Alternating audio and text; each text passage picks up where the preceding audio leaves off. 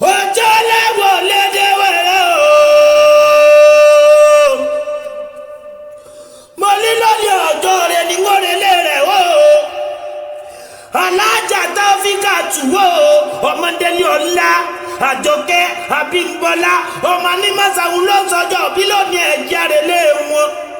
alihamdulilayi rọ̀bìlì alamẹ́nà adúpẹ́ lọ́wọ́ ọba mi òkè torí pọ́pẹ́ ló yẹrú ẹni tọ́lọ́dúnmọ́rẹ́ tó bá dá sí ó yẹ kó dúpẹ́ alihamdulilayi mo ní pé màmá Sẹ̀líàtù Motúnráyọ̀ Àjíkẹ́ Williams ó kí ọlọ́ọ̀ni o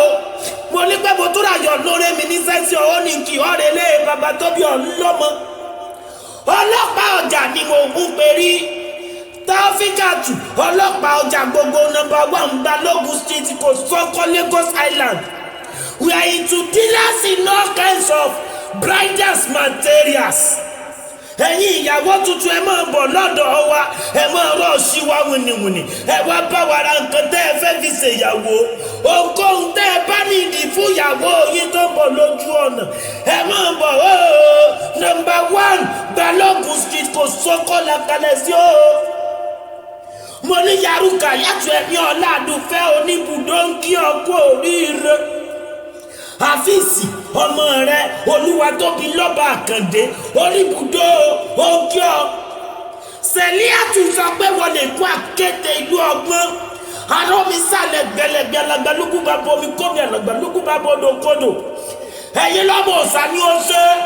mọ̀mọ́ ṣe Kútẹ̀rẹ̀ ìlú ọgbọ́n èèyàn tó bá dèkò tí ò bá gbọ́n olúwa rẹ̀ tí ó mọ̀ gọ̀ sí ni kó ra Amẹ́ríkà kó lè kọ́gbọ́n wà lé o. ẹ̀yin lọ́mọ ọ̀sà ni ó ṣe ọ̀sà ni ó ṣe ọ̀sà ni ó ṣe mọ̀mọ́ ṣe Kútẹ̀rẹ̀ torí pé bọ́ọ̀sà bá ń gbòbí Kútẹ̀rẹ̀ àti mọ́ ń gborí. pẹ̀lẹ́ o èkó ni mo dé tí mo rálá ń gèrè tó ń sáré jẹ́ lẹ́sẹ̀ méjì lọ́lé bàbá tó bí yín lọ́mọ. ìwọ lọ́mọ aláàjì yóò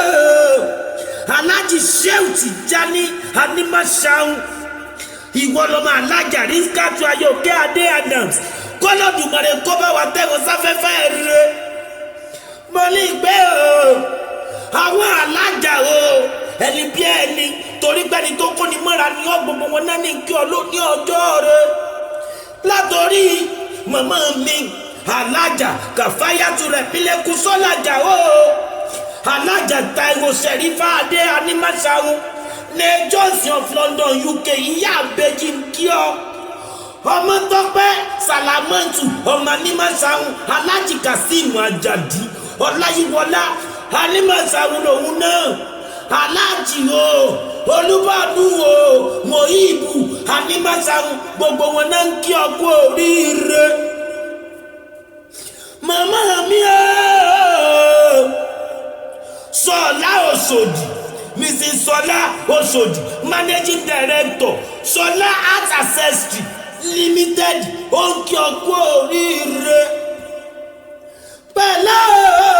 mo ní Mr. and Mrs. Taoridi Adéwálé Ọ̀jọ́rá olórí ọba of Lagos Ọ̀jọ́rá of Lagos ń kí ọ kú oríire gẹ́gẹ́ bí Sodiq Animashaun bó ṣe ní kí ọ Dr. Lukman Kọ́láwọlé Subaru ńkọ́ ó mọ̀ ń kí ọ kú oríire. alájà Raimatu Onímọ̀lé ọ̀rẹ́ rẹ̀ òyìnbó alásọtẹ́ ìjọba ní Balógun ó ń kí ọ kú oríire. Ọláyíwọlá Animashaun Ayádéjàre ń kí ọ ìyá Àbíbù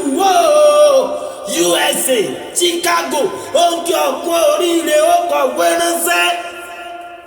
alájà Adébísí Fausa Olúbùkọ́lá dealers in all kinds of ceremonial beads and jewelries ó ń kọ̀wé ránṣẹ́ Tawakalitu Sulaiman ó ń kí ọ kú oríire. ayọ̀ ọ̀tún dealers in all kinds of breakable and unbreakable cutleries Holloway Market Lagos Island ó ń kí ọ kú oríire. alájà ó kú oríire ṣebó ni alájì Olúbàdùn kọ̀wé ránṣẹ́ sí ọ. Dickness Fausa Lamidi ńkọ́ Tolex àwọn lónìí Tolatex exile mama ahmed ń kí ọ o mo ní pé o alájà múlíká ó ní kí ọ dáadáa alájì kazeem owó bàbá mariam ọmọtọ́lání ó kí ọ o alájà múlíká davis ó ní kí ọ kú oríire àwọn yẹn ní dealers in all kinds of bridal materials importer and exporter international business merchandise akalẹsi 84/88 unandi asikwe street tom jones lagos oge ọkụ oríire mo ní màmá mi o alájà Kudiratu ó ní kí ọ dáadáa màmá Kafaya ń kí ọ pẹ̀lẹ́ ọmọ kú oríire màmá olóríire mariam ọmọtọ́lání ọmọ anímọ̀sáhùn assorted drinks làwọn yẹn ń tà gbogbo wọn náà kí ọ mo lọ́pẹ́ láyé ó gbogbogbò ó fèrèkì jòbì ó ní gbọ́kọ̀ ọmọ ní fojúsùn kó sẹ́rẹ̀ ní gbogbo tó o bá ti dẹ́wọlé ní ó ti máa yọrí sí rere sẹ̀lí àtúmọ̀túnráyọ̀ lọ́rẹ́ mi ó ní pé happy birthday